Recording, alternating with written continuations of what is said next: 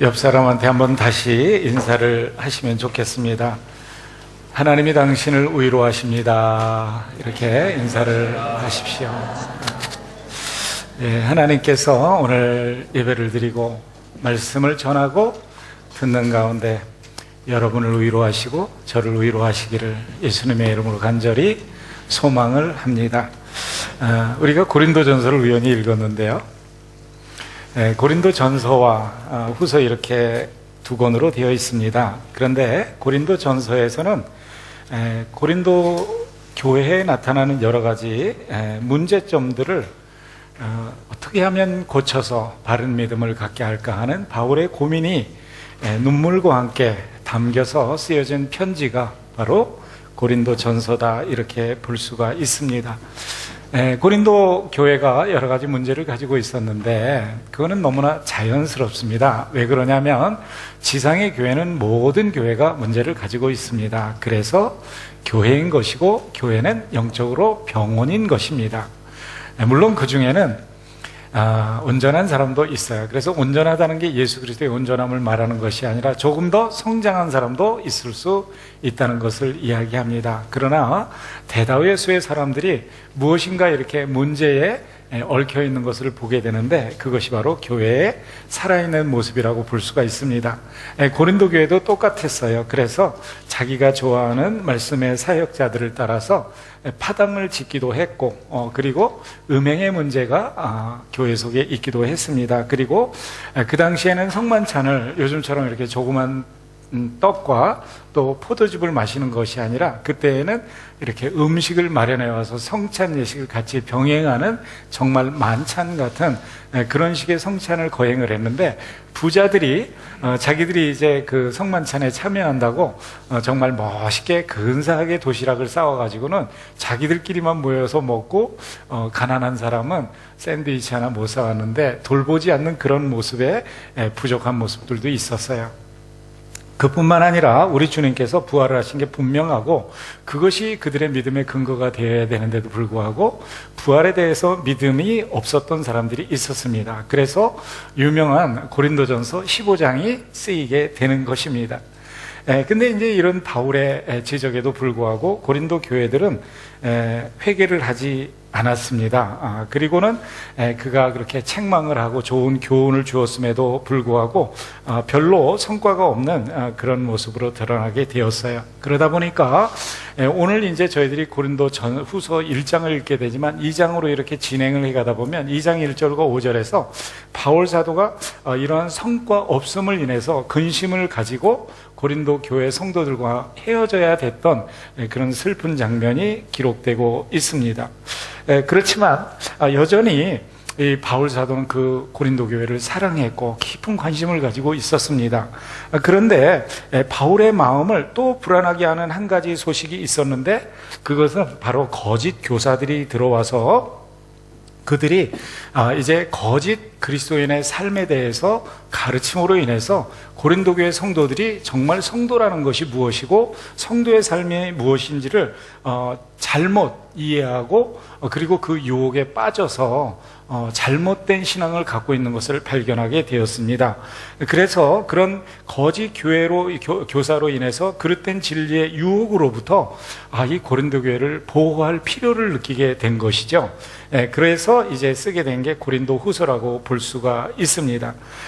저는 오늘 본문 말씀을 이렇게 묵상해 가면서 우리들 자신의 신앙을 점검하면서 혹시 그 고린도 교회 성도들에게 나타났던 신앙의 모습이 오늘날 내 신앙의 모습과 유사한 것은 없는지 살펴보면서 다시 한번 우리들 자신의 신앙의 모습을 성경적인 모습으로 세워가기를 소망합니다. 그래서 표면적인 모습을 뚫고 우리가 이 말씀을 들으면서 영적인 통찰력을 가지고 우리의 내면을 들여다보면서 고칠 것은 고치고 버릴 것은 버리고 새롭게 우리가 우리 속에 정립할 것은 정립하는 복된 시간이 되기를 바랍니다. 오늘 저희가 본문에서 읽지는 않았어요. 그렇지만 오늘 본문 고린도전서 1장 1절과 2절을 보면 바울이 편지 서두에서 먼저 자신을 소개하면서 인사를 합니다. 뭐라고 말을 하냐면 하나님의 뜻으로 말미암아 그리스도 예수의 사도된 바울이 편지 쓴다, 이렇게 이야기를 합니다. 이 말은 뭐냐면 사도로서의 권위라는 것이 사람이 준 것도 아니고 자기가 스스로 주장하는 것도 아니고 예수 그리스도와 하나님으로부터 비롯되어진 신적인 기원을 가지고 있는 것을 분명하게 이야기를 합니다. 그리고 나서 2절에 보면 고린도 교회 성도들을 축복하면서 문안하는 모습이 드러나고 있는데, 오늘 이 본문을 보면 그 대상자들이 고린도와 아가야 성도들에게 편지를 한다, 그러면서 하나님의 은혜와 평강이 있기를 원한다, 이렇게 이야기를 하고 있는데, 오늘 본문에 나타나는 이 아가야라는 지역은 오늘날 그리스 지역에 해당이 됩니다. 그런데 그 지역에 있는 성도들을 이렇게 위해서 축복을 하는데, 은혜와 평강이라는 말로 이렇게 축복을 하는 것을 볼 수가 있어요. 은혜라는 것은 우리가 잘 아는 것처럼 자격이 없는 사람들이 하나님에게서 내려주시는 값없이 받는 선물을 이야기하는 거죠. 그리고 평강이라는 것은 그런 은혜를 받은 자들이 누리는 내적인 평강이 가득 차 있는 어떤 복된 모습을 표현한다고 볼 수가 있습니다.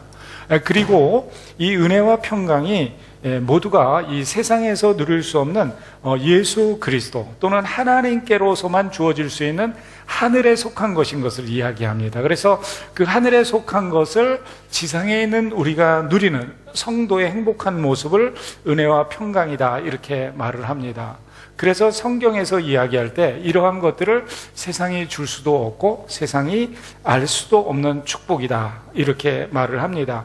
그래서 예수 그리스도가 그 마음에 사로잡고 있는 사람들은 세상에 물질이 좀 없어도, 그리고 삶이 좀 불편해도 늘 행복하고 마음에 평안이 있고 만족스러운 모습으로 살아가는 것들을 보게 됩니다.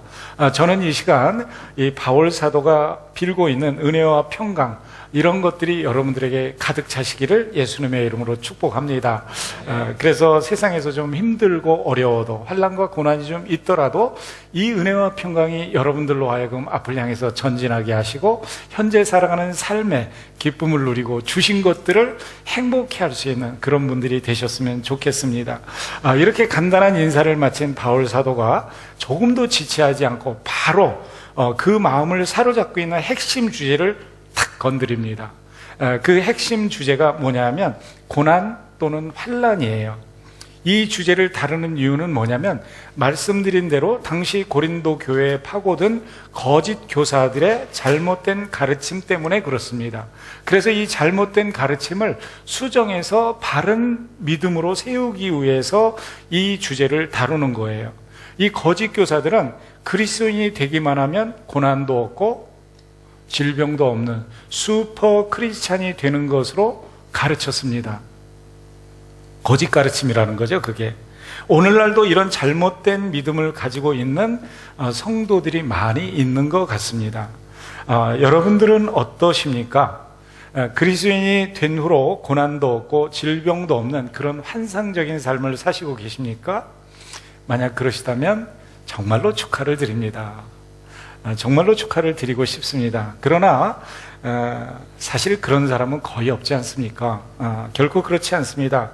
우리 성도들도 비기독교인들과 똑같은 고난을 경험하고 질병을 경험합니다. 그리고 온갖 환난을 경험하면서 살아가게 되죠. 그게 저희들의 현실 아닙니까?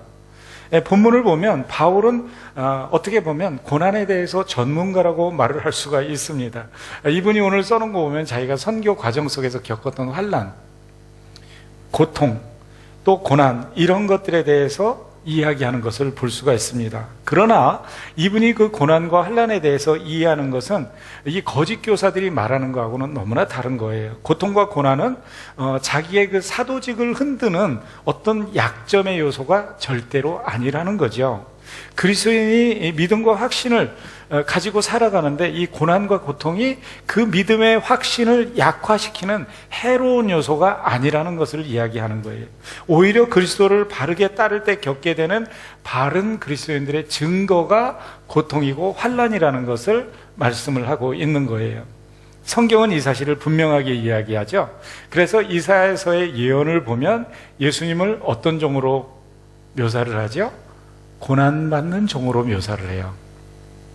고난받으시는 그리스도가 아니라면 우리 속에 진정으로 우리의 고난을 대신하시는 그리스도는 될 수가 없습니다. 그래서 이사야서 선지자가 말하는 예수님은 고난받는 종이에요. 예수님은 자신의 제자가 되는 일 또한 어떤 아름다운 공원으로 소풍을 가는 그런 값싼 축복과 같은 것이라고 말씀을 하지 않으셨습니다. 제자가 된다는 것의 참 의미는 우리 주님의 말씀대로 하면 좀 우리가 듣기가 거북스럽고 수용하기가 좀 부담스럽기는 하지만 자기를 부정하고 십자가를 어떻게 해요? 내던져버리는 것이 아니라 지는 것이라고 말씀을 하고 계십니다. 오히려 참된 제자는 주님이 마셨던 고난의 잔을 마시기 위해서 부름받은 사람들이라고 말을 합니다. 그러나 오늘 이렇게 자칫 잘못하면 교회에서 선포되어지는 그런 말씀이 이런 것들을 다 생략하고 그저 가난의 젖과 꿀만 강조하는 그런 실수를 범할 수가 있습니다.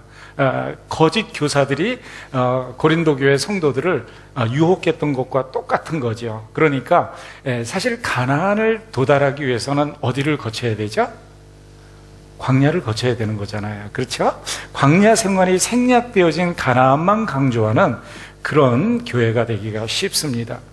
참된 그리스도인의 삶이라는 것은 고난과 환난을 통과하는 길이라는 것을 이야기해요. 그래서 오늘 본문 4절과 5절 그리고 8절에 보면 고난 또는 환난을 나타내는 그런 말을 쓰는데 이게 헬라어 단어로는 그 트립십스라는 단어를 써요. 좀 어려운데요. 이게 뭐냐면 강압적으로 무엇이 나를 눌러서 내가 압력을 받는 상태를 이야기하는 거예요. 저 같은 경우는 이 80kg가 넘는 몸무게가 나를 이렇게 누르는데 그 누름을 가지고 같이 살아가는 삶의 모습을 이야기하는 것이라고 볼 수가 있습니다. 그런데 이 압력받는 것은 육체적인 것만을 말하는 것이 아니라 정신적인 것과 영적인 압력을 포함하는 전인적인 압력을 이야기하는 거예요. 그래서 환난이다라고 말할 때는 정신적이면서 또 육체적이면서 동시에 영적인 것을 이야기를 하는 거예요. 즉 우리가 성도로서 살아가면서 만나는 모든 종류의 고난과 환난을 나타내는 단어가 오늘 본문에서 쓰이고 있는 단어가 의미하는 뜻이에요. 사실 우리가 살아가는 세상은 이런 온갖 고난들로 꽉 차 있지 않습니까? 그런 것들을 이제 우리 바울 사도가 이야기를 하면서 저희들에게 이제 권고를 하는 거예요. 자, 그렇다면 우리에게 이렇게 다가오는 환난과 고난은 뭐가 있을까요? 여러분들은 이제 질병이나 이런 것들을 얘기할 수도 있을 거예요. 그러나 성경에서 이야기하는 우리들의 고난과 환난은 뭐냐면 이거예요. 너희는 세상을 본받아라. 너희는 세대를 본받아라. 이게 제일 큰 고난이에요. 세상과 같아지라는 거. 이게 저희들한테 다가오는 압력인 거 아십니까? 그리스도인으로서 세상과 구분되지 않는 삶을 살아가도록 유혹과 압력을 받는 게 우리들이 제일 크게 경험하는 고난이에요. 세상과 같아지려고 하는 유혹을 저항하는 거, 이거보다 여러분 더 힘든 게 있습니까? 물질적으로도 마찬가지죠. 명예를 쫓는 것도 마찬가지죠. 세상에서 자랑하고 싶은 것도 마찬가지죠. 뭐 한두 가지가 아니죠. 그러나 성경은 뭐라고 말씀을 하시죠? 너희는 이 세대를 어떻게 해라? 본받지 말아라 해요. 이 갈등 구조 속에서 받는 압력이 제일 큽니다. 그리고 두 번째 압력이 여러분들과 제가 인생을 살아가면서 짊어지고 가는 삶 자체 속에 있는 고난들이에요. 그게 어떤 분은 질병을 경험할 수도 있고 어떤 분은 상실의 슬픔을 경험할 수도 있습니다. 어떤 분은 실업을 당해서 어려움을 겪을 수도 있고 어떤 분은 가난해서 고난을 통과해야만 할 때도 있습니다. 어떤 분들은 꿈들이 깨어지고 또 소망들이 다 사라져서 이제는 나는 어찌할 바를 몰라서 고난을 경험할 때도 있습니다. 이런 경우를 또 고난이라고 이야기도 합니다. 그리고 세 번째 우리에게 주어지는 고난의 모습은 믿음으로 인해서 우리에게 가해지는 여러 가지 압력들이 있죠. 내 내면 속에서 생기는 나는 믿고 싶고 믿어야 하는데 내 속에서 생기는 이 불신의 한계들, 이것 때문에 우리는 고난을 받습니다. 그렇죠? 그리고 또 때로는 오늘 본문에 나타나는 고린도 교회처럼 이단들, 잘못된 가르침들이 우리의 믿음을 어렵게 하기도 합니다. 그리고 잘 믿으려고 그러는데 세상에서 비웃기도 해요. 야, 너만 잘 믿냐? 너만 도덕적이냐? 너만 윤리적이냐? 네 기준이 언제나 옳으냐? 뭐 이렇게 이야기를 하고 조롱도 하고 냉소주의적인 사람들이 우리를 괴롭히기도 합니다. 이런 것들, 이것이 바로 성도라는 존재들이 세상에 존재하는 그 현실의 모습이라는 거예요. 여러분들은 어떤 어려움 가운데 계십니까? 어떤 세상의 유혹이 여러분들에게 압박으로 다가오고 있습니까? 세상과 같아지라는, 너희들 나처럼 살라고 말하는 그 세상 속에서 압력받지 않으십니까? 그리고 어떤 인생의 문제가 여러분들을 힘들게 하고 있습니까? 때로는 재정이, 때로는 건강이, 때로는 관계가, 때로는 깨어진 꿈과 소망이 여러분들을 힘들게 하지 않습니까? 그리고 어떤 때에는 내 믿음을 건드리는, 그 아킬레스건을 탁 건드리는 그런 것들 여러분을 힘들게 하지 않습니까? 우리 하나님께서는 오늘 본문을 통해서 이런 성도의 삶 가운데 진정한 위로가 되고 격려가 되는 것은 무엇인가 하는 것을 저희들로 하여금 찾게 하는 것입니다. 오늘 이 본문에 보면 이런 우리의 성도의 삶 가운데 진정한 위로가 되는 것은 하나님이시라고 말씀을 하시는 거죠. 그래서 오늘 본문을 보면 그 위로라는 단어를 자그마치 10번을 반복해서 계속 말씀하시는 것을 볼 수가 있어요. 그리고 각 절마다 이런 이야기를 합니다. 3절에 보면 자비의 아버지여 모든 위로의 하나님이다. 위로는 오직 하나님으로부터 온다는 것을 이야기를 해요. 그리고 4절에서는 그 하나님이 우리의 모든 환난 중에서 우리를 위로하신다라고 말씀을 하죠. 그리고 5절에 보면 우리의 위로도 그리스도로 말미암아 넘친다라고 말합니다. 여러분, 사람이 고난을 당할 때 고통스러워하는 것은 너무나 당연하지 않아요? 고통당하는 것을 즐거워하는 사람이 어디 있어요? 우리 모두는 어떤 종류의 환난이나 고통도 피할 수만 있다면 피하고 싶어요. 그냥 직면하고 싶어요. 정말 피하고 싶습니다. 저도 마찬가지입니다. 그러다 보니까 이런 우리의 연약을 이용해서 오늘 본문을 보면 거짓 선지자가 들어와서, 거짓 교사가 들어와서 거짓 소망을 저희에게 주는 거예요. 그리스도인이 되면 고통도 없고 축복만 있다는 거예요. 여러분, 그렇습니까? 그는 오늘 본문에 보면 바울 사도는 이 선교의 열정 가운데 너무나 고난스러운 삶을 살았거든요. 그런데 우리가 바울 사도를 이렇게 묵상하면서 정말 바울 사도는 불행한 사람이었어, 축복받은 사람이 아니야, 이렇게 말을 할 사람이 있습니까? 그런 것은 아니지 않습니까? 예수만 믿으면 세상적으로 만사형통한다고 가르치는 거 옳은 거 아니죠. 오늘날 우리가 자칫하면 교회에서 그렇게 가르치기가 쉽습니다. 왜냐하면 성도들의 기대가 그래요. 그러다 보니까 목사들이 이 말씀을, 그런 말씀만 뽑아서 전할 수 있거든요. 목사들은 비교적 그런 거를 잘하는 똑똑한 사람들이에요. 그러다 보니까 사람들이 오면 위로받고 편안하게 해가지고 가짜 복음을 가지고 세상 나가서 세상 사람하고 아무런 차이가 없는, 그런데 교회만 들락날락하는 이런 사람으로 만들기가 되게 쉬운 거죠. 그래서 오늘 본문에서 바울 사도가 그거를 경계하는 거예요. 그런 기대를 하지 말라는 거예요. 그렇다고 해서 하나님이 그런 축복을 안 주신다 그런 말을 하는 게 아니에요. 단지 고통도 환난도 없는 곳, 그곳이 어디인지를 바르게 하는 거예요. 육신의 장막을 떠나서 가게 되는 그곳 외에는 그런 곳이 없다는 거예요. 주님 품에 안길 때 그 모든 환난과 고통에서 자유롭게 되는 것을 이야기하는 거예요. 그렇다면 하나님이 주신다는 우리를 향하신 위로, 그게 도대체 뭡니까? 이렇게 묻게 되잖아요. 오늘 본문에 보면 모든 위로의 하나님이라고 말씀하시는데, 환난 중에서 우리를 위로하신다고 말씀하셨는데, 그럼 하나님이 주시는 위로는 뭡니까? 오늘 본문에서 사용되는 그 단어를 저희들이 좀 생각해 보면 되는데, 이 성경에서는 이 성령의 감동을 받아서 어떤 사람이 특정한 단어를 쓸 때에는 거기에 깊은 하나님의 마음이 담겨 있어요. 헬라어로 이 위로라는 단어가 뭐냐면 파라클레시스 이렇게 얘기를 해요. 그런데 이 말은 성령을 홀리 스피릿이라고 영어로 이야기하잖아요. 그런데 또 좀 더 전문적인 용어로 파라클라트 이렇게 얘기를 하거든요. 그 말은 뭐냐면 보혜사, 위로자 뭐 이런 뜻이에요. 카운슬러 아니면 컴포터 이런 뜻이 있습니다. 여기에서 우리가 조금 더 생각해 봐야 되는 거는 뭐냐면 이 파라클레시스 그럴 때 파라라는 단어예요. 이게 무슨 뜻이냐면 영어로는 alongside 뭐죠? 나란히 또는 함께 간다, with 이런 뜻이거든요. 그래서 파라슈트 그러면 뭐죠? 낙하산이에요. 예, 파라슈트이 그 사람하고 분리돼서 가면 이건 골치 아픈 거예요, 그죠? 파라슈트 낙하산은 언제든지 그 사람하고 같이 떨어져야 되지. 파라슈트는 저쪽에 떨어지고 사람은 이쪽으로 떨어지면 이거는 심각한 거예요. 같이 가는 거예요. 그래서 여기에서 하나님의 위로의 진정한 의미가 무엇인지를 설명해 주는데 그것은 뭐냐면 하나님이 나와 나란히 옆에 계셔 주시는 하나님의 임재를 이야기하는 거예요.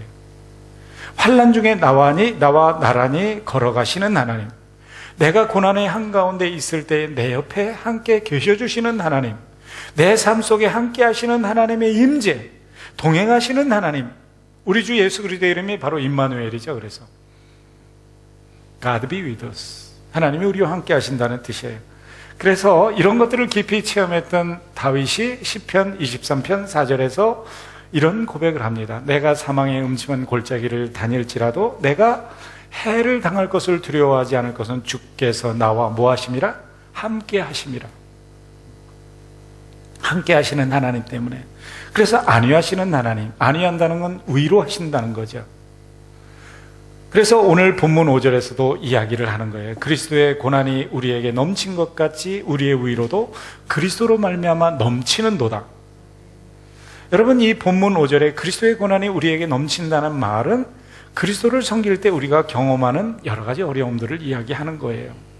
그리고 우리의 위로도 그리스도로 말미암아 넘친다는 말은 그리스도께서 우리의 고난에 동참하시고 그 백성들과 함께 하시는 것을 이야기하는 거예요.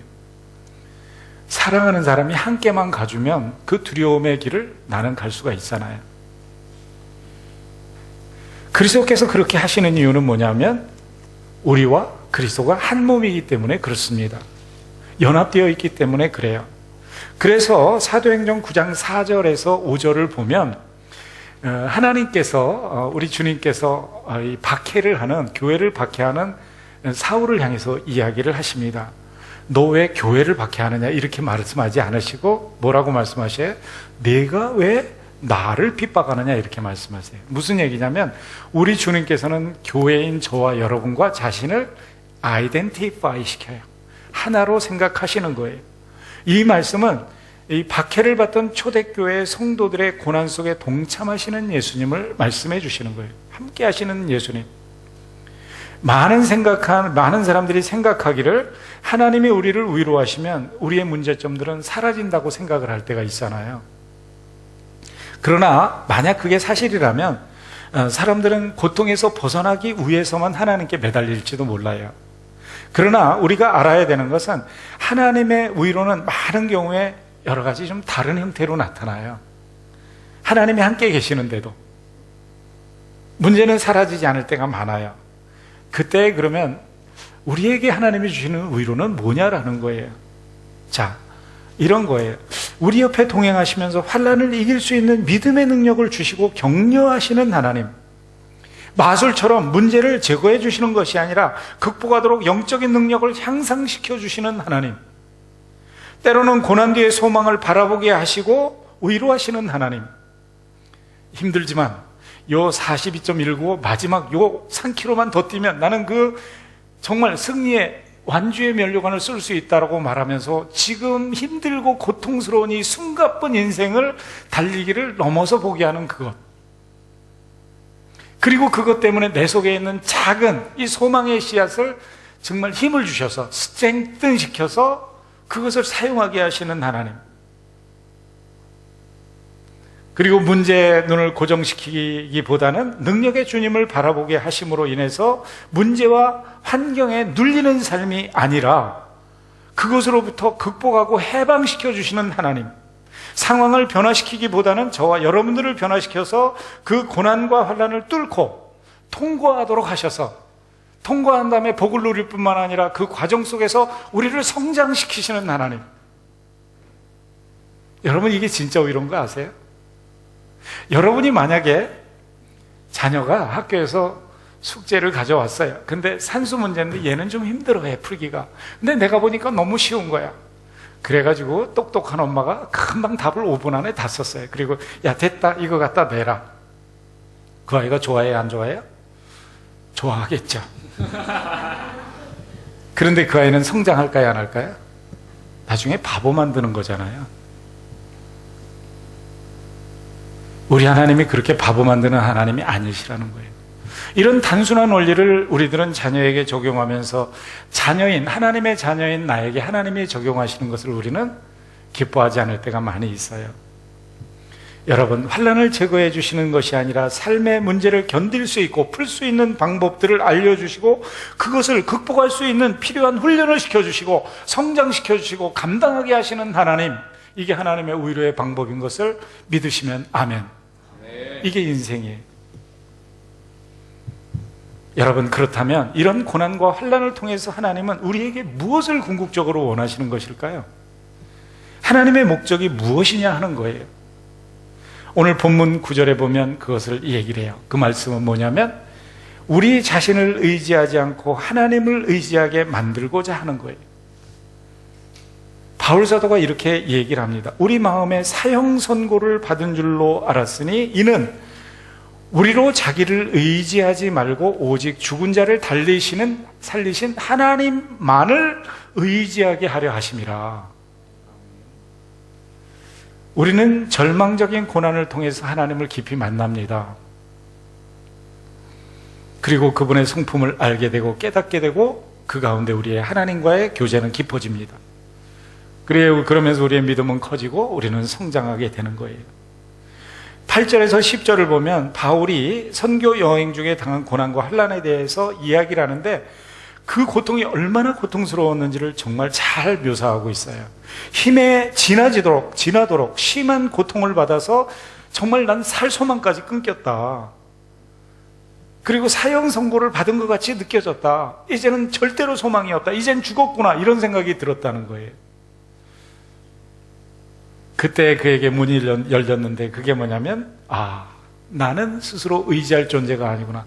환경은 절대로 의지할 존재가 아니구나. 내가 믿었던 그 세상 사람은 의지의 대상이 아니구나. 오직 하나가 있는데 유일하신 하나님, 그분을 의지하도록 주께서 부르시는구나.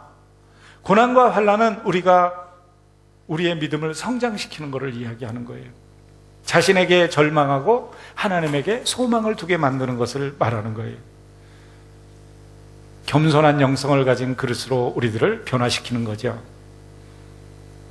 고난은 하나님께서 사랑하시는 자들을 자기의 품으로 더 가까이 부르시는 하나님의 은혜의 손길이라는 거예요. 바울은 목회의 과정 속에서 말할 수 없는 고난과 박해 그리고 반대를 만났습니다. 심지어는 개인의 연약함과도 싸워야 했죠. 그래서 성경학자들은 그분이 갖고 있던 개인의 질병이 안질이거나 간질이거나 이런 것일 수 있다고 말을 하는데 그 고질병이 뭔지는 아직 밝혀지지 않고 있어요. 나중에 먼저 천국 가시는 분이 있으면 바울에게 물어보시기를 바라요. 그거 질문하려고 먼저 가시지 마십시오. 그런데 여기서 바울이 강조하는 것은 뭐냐면 이 모든 것을 넘어서 역사하시는 하나님의 신실하심이에요. 예수님의 신실하심이에요. 시련이 다가오면 그 시련은 우리로 하여금 어떡하죠? 교만을 버리게 합니다. 자신을 의지하지 않도록 하는 거예요. 그러면서 하나님만 의지하게 만드는 거예요. 우리는 때때로가 아닌 것 같아요. 제가 이렇게 저 자신을 생각해보고 주변을 둘러보면 우리는 너무 자주 우리의 능력을 의지하는 것 같아요. 조금만 인생이 좀 풀릴만 하면은요, 바로 하나님 바이바이 해요. 그리고 see you later. 나중에 봅시다. 언제? 내가 또 다른 고통이 올 때 I'll come back. 얘기하죠. 터미네이터처럼 I'll be back.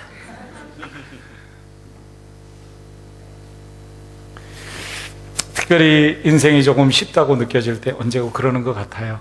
그리고 스스로 도저히 어떻게 할 수 없는 상황이 다가올 때 다시 또 하나님께 돌아오는 경향이 있는 것 같아요. 상관없어요. 우리는 그래요. 주님이 알고 계셔요. 그래도 주님은 사랑하셔요. 그리고 그것처럼 변하지 않는 것이 하나 있는데 언제고 그분만이 우리의 힘의 근원이시라는 거예요. 능력의 원천이에요. 그러므로 우리는 언제고 그분과 연결되어 있어야 돼요. 이러한 태도는 우리를 어떻게 해요? 더욱더 하나님께 가까이 이끌고 갑니다. 그리고 매일매일 하나님을 의지하는 법을 조금씩 더 배우게 됩니다. 이게 바로 믿는 자들을 환난에서 건지시는 하나님의 은혜의 방법이고 목적이에요. 하나님만을 의지하는 사람으로 만들기 위해서. 그리고 두 번째는 우리의 환난을 통해서 다른 사람들을 위로해 줄 수 있는 사람으로 우리를 만들기 위해서 그러는 거예요. 우리는 우리의 고난을 통해서 위로하는 법을 배우게 됩니다. 진정으로 다른 사람을 이해하게 되는 거죠. 그래서 6절을 보면 이렇게 말을 해요. 우리가 환난을 받는 것도 너희의 위로와 구원을 위함이다.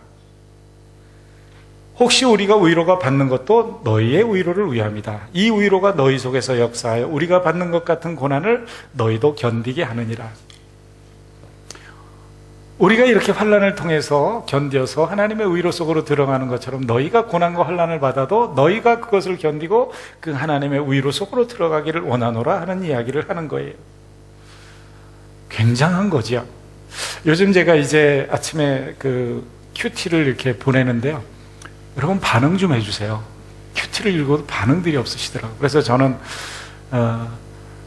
벽을 향해서 쏘는 게 아닌가 이런 생각이 들 때가 있는데요. 근데 제가 이제 그 유튜브에서 들어가서 큐티를 하는 목사님을 하나 이렇게 만났어요. 여러분이 잘 아시는 김동호 목사님이라는 분이, 목사님이 계신데, 날마다 기막힌 새벽이라는 날기새 이렇게 유튜브로 이렇게 큐티를 하시더라고요. 근데 이분이 암에 걸리셔서 지금 치유 중이세요. 그리고 나서 이분이 그거를 시작해서 지금 한 110회 정도가 되신 것 같더라고요. 그런데 그분께서 자기가 그 고난을 경험하고 보니까 이제 누군가를 어떻게 위로해야 되는지를 알게 됐다는 거예요. 오늘 본문에서 바울이 이야기하는 거죠. 환난을 통해서 다른 사람을 위로할 수 있는 사람이 되는 것. 여러분, 우리는요, 충고자가 되기는 쉬워도 진정한 위로자가 되기는 쉽지 않아요. 우리는 어떤 사람이 고난이나 어려움 속에 있을 때 우리는 첫 번째 딱 나가는 게 뭐냐면 우리는 솔루션 제공자가 되려고 그래요. 아, 그럴 때는 이렇게 해야 돼. 저렇게 해야 돼. 해답을 주려고 그래요. 그러나 위로자가 되어주는 분은 많지 않아요. 오늘 본문에서는 우리들로 하여금 충고자나 해결자가 되라고 말씀하는 게 아니라 또 다른 위로자가 되라고 말씀을 하시는 거예요. 그뿐만 아니라 우리가 위로자가 될 수 있다라고 말을 합니다. 실제로 우리는 작은 말이나 행동으로 상대에게 적절한 위로를 줄 수가 있어요. 제가 예전에 이런 이야기를 읽었습니다. 조 베일리라는 분이 계신데 몇 년 사이에 어린 아들을 3명을 동시에 이렇게 잃었어요. 3명을. 그러니까 이분이 얼마나 고통스러웠겠어요. 그리고 그것을 다 거친 다음에 이분께서 책을 하나 쓰셨는데 그 책의 이름이 View from the Horse라는 책이에요. 이게 뭐냐면 헐스가 영구차라는 거예요. 관 싣고 가는 차 있잖아요. 그 영구차에서 바라본 조망 뭐 이런 뜻이 되겠는데 거기에서 이 3명의 자녀를 잃었을 때 이분이 느꼈던 감정과 느낌의 경험을 정확하게 기록을 해놓고 있어요. 근데 그때에 어떤 분이 다가온 이야기를 이렇게 기록을 해놓고 있어요. 나는 슬픔으로 찢어지는 가슴을 가지고 앉아 있었습니다. 평소에 잘 알던 한 분이 다가와서 하나님이 우리를 다루시는 손길에 대해서 이야기를 했습니다. 왜 그런 일이 일어났는지, 그리고 무덤 뒤의 소망에 관해서 말을 했습니다. 많은 말을 해 주었습니다. 그분이 말하는 것은 제가 결코 부정할 수 없는 참된 것들이었습니다. 그러나 저는 전혀 감동을 받지 못했습니다. 제 마음속에서는 단지 그분이 빨리 제 눈에서 사라져 주기만을 고대했습니다. 마침내 그분은 떠나갔습니다. 그리고 나서 두 번째 분이 오신 것을 또 이렇게 기록을 했어요. 그분의 감정 속에서 일어났던 일이에요. 또 다른 분이 오셨습니다. 그분은 조용히 내 곁에 앉았습니다. 아무 말도 하지 않고 계셨습니다. 그분은 내게 어떤 질문도 하지 않았습니다. 그분은 단지 내 옆에 1시간도 넘게 앉아 계셨을 뿐입니다. 제가 말할 때는 조용히 듣기만 했고 꼭 필요한 경우 간단히 대답하곤 했습니다. 얼마 후 그분은 간단히 아주 단순한 기도를 해주고 떠났습니다. 제 마음에는 감동으로 가득 채워졌습니다. 정말 위로가 되었고 마음이 편안해졌습니다. 저는 그분이 떠나가는 것이 몹시 아쉬웠습니다. 여러분, 그렇습니다. 우리는 매우 작은 일로도 많은 사람을 위로해 줄 수가 있습니다. 왜냐하면 우리는 매우 작은 일로 상처를 입고 상심을 경험하고 절망에 빠지기 때문에 그렇습니다. 하나님이 우리를 위로하시면서 평안을 주시는 것은 우리로 하여금 평안을 주는 위로자가 되게 하기 위함이라고 오늘 본문에서 바울 사도는 이야기를 합니다. 하나님께서 받은 위로로서 모든 환난 중에 있는 자들을 능히 위로하게 하는 존재로 우리를 세우기 위함이라고 말씀을 하고 계십니다. 우리 모두는 다른 사람의 불행을 하나쯤을 감당해 줄 수 있는 영혼의 공간이 다 있어요. 근데 그 영혼의 공간을 제공하기를 우리는 꺼려하는 거예요. 한 사람의 상처만큼은 치료해 줄 수 있는 따뜻한 가슴이 있어요. 그런데 이 가슴을 우리가 열기를 원하지 않을 때가 너무 많은 거예요. 한 사람의 위로를 달래줄 수 있는 위로의 팔이 있어요. 근데 우리는 이 팔을 뻗치기를 꺼려하면서 그 사람이 내게 팔을 뻗쳐오기만을 기다리는 거예요. 한 영혼의 낭망을 쓰다듬고 일으켜 세워줄 수 있는 위로의 영혼이 우리 속에 있어요. 그런데 이런 것들은 우리는 다 닫아버리고 내가 위로를 받아야 된다고 생각을 하는 거예요. 우리는 우리가 겪었던 고난과 환난 때문에, 우리가 입었던 상처 때문에 그러기가 쉬워요. 그런데 오늘 본문은 그러한 것들이 긍정적으로, 건설적으로 성도의 아름다운 삶으로 표현될 수 있는 것을 말을 합니다. 위로자가 될 수 있다는 거예요. 우리 인간의 한평생은 평안하고 행복할 때보다는 낙심되고 좌절될 때가 더 많습니다. 그리스도인이라고 해서 예외가 아닌 것을 저와 여러분은 인정할 수밖에 없습니다. 잘 믿으려고 애를 쓰고 바르게 살려고 애를 쓰면 쓸수록 환난과 고난은 더 심하게 성도들의 삶을 흔드는 것 같이 느껴질 때가 많아요.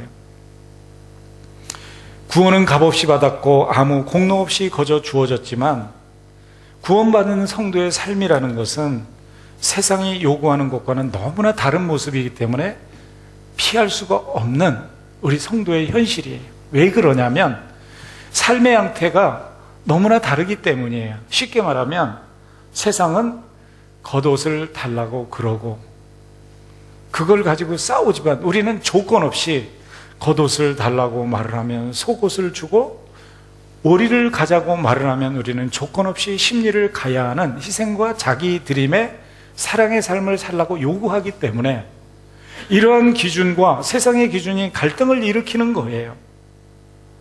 세상에서는 우리에게 우리 자신 너가 다 버려라. 그래서 빛이 되라고 말을 합니다.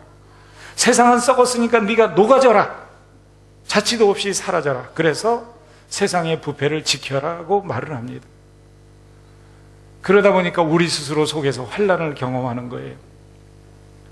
그런데 오늘 본문을 보면 우리는 넉넉히 이긴다는 거예요. 왜 그러냐면 하나님께서 우리와 함께 하시기 때문에. 여러분이 하나님이 함께 하신다는 거 아까 제가 그 연구차로부터의 조망에서 말씀드린 것처럼 엄청난 거예요. 조용히 침묵하면서 함께하는 미니스트리 하십니까? Ministry of Presence. 함께 해주는 목양, 조용히 있어주는 목양, Ministry of Silence. 굉장한 거예요. 말을 많이 해서 그런 것이 아니에요. 조용하게 그 사람 옆에 있어주고 침묵하면서도 우리는 그들을 도와줄 수가 있어요. 여러분, 그리스도인들은 고난을 피해가는 요술지팡이를 가진 그런 존재가 아니라는 것을 우리는 기억해야 해요. 오히려 고난을 경험하면서 극복하고 그 고난 속에서 인생의 참 의미와 하나님을 더욱 발견하면서 그를 향해서 나가면서 전진하는 인생, 이게 믿음의 인생이에요. 참된 믿음의 목적지는 순풍에 돛을 달고 가는 유람선을 탄 것이 아니라 좌절과 실패, 역풍과 고난과 환난에 비바람을 헤치고 땀과 눈물 속에서 도달하게 되는 은혜의 여정, 이게 바로 우리 그리스도인의 삶이에요. 고난의 광야가 이스라엘에게 하나님의 위로를 체험하는 정말 멋진 은혜의 장소였듯이 우리의 인생 광야에서 만나는 고난과 환난은 우리가 하나님의 위로를 체험할 수 있는 은혜의 축복의 기회라고 오늘 본문에서 이야기를 합니다. 그뿐만 아니라 하나님을 더 가깝게 만날 수 있는 기회이고, 더 나아가서 다른 사람을 위로하는 법을 배우는 멋진 위로를 배우는 은혜의 학교인 것을 얘기합니다. 여러분, 여러분들과 저의 삶 속에서 어떤 것들을 원하십니까? 어떤 삶이 정말 멋진 그리스도인의 삶일까요? 끊임없이 위로를 갈구하는, 거기에서 멈추고 싶으십니까? 세상의 우물을 헤매이고 다니면서 우물가의 여인처럼 세상 것들을 마시면서 조금 있으면 목말라질 것들에서 위로를 받기를 원하십니까? 아니면 오늘 본문에 나오는 바울 사도처럼 주의를 하면서 너무 고난스럽고 힘들지만 그럼에도 불구하고 그런 것들로 인해서 진짜 위로의 하나님이신 하나님과 접속되어지는 삶을 원하십니까? 그리고 그렇게 되어서 성장한 모습으로 내가 상처 입었고 내가 고난받았고 힘들었던 모든 것들을 재료로 해서 누군가를 위로하고 격려하는 사람들로 서기를 원하십니까? 우리가 만약 하나님의 자녀라면, 우리가 만약 예수 그리스도의 제자이고 우리가 성령의 인도하심을 따르는 삶을 살아가는 사람들이라면 우리는 어쩌면 바울 사도가 걸었던 길을 우리가 동참하면서 하나님 앞에 영광을 돌리는 그런 존재가 되어야 되지 않을까 생각을 해봅니다. 여러분들, 다가오는 한 주일을 이렇게 한층 성장되어진 한 단계 높은 성도의 삶을 사시는 멋진 분들이 되시기를 예수님의 이름으로 축복합니다. 아멘. 우리 다 같이